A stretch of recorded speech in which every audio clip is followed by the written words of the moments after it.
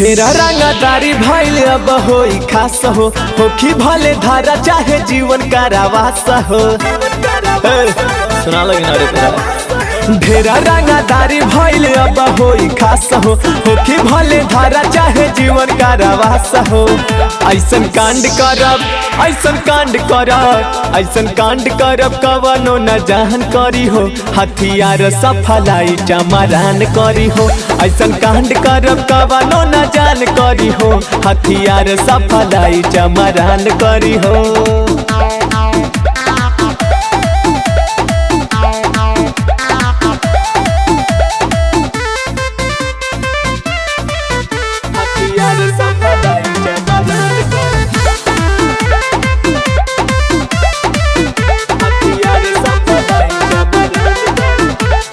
सब लोग पीछे रही करब ऐसन कांड हो।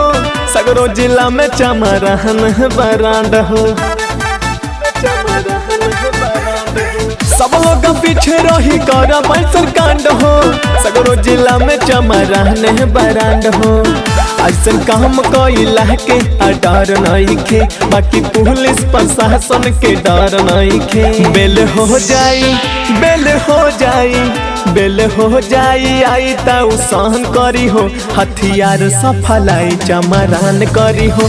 ऐसन कांड करब कवनो न जान करी हो। हथियार सफलाई चमरान करी हो।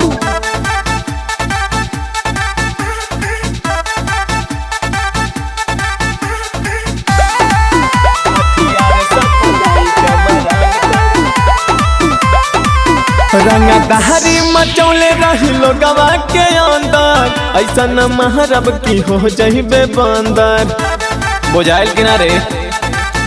रंगदारी मचौले रही लोगवा के अंदर ऐसन महरब की हो जइबे बंदर। हवा कहुनो के बाप के न बात बाटे। मुन्ना रावण मनीष संगे साथ बाटे।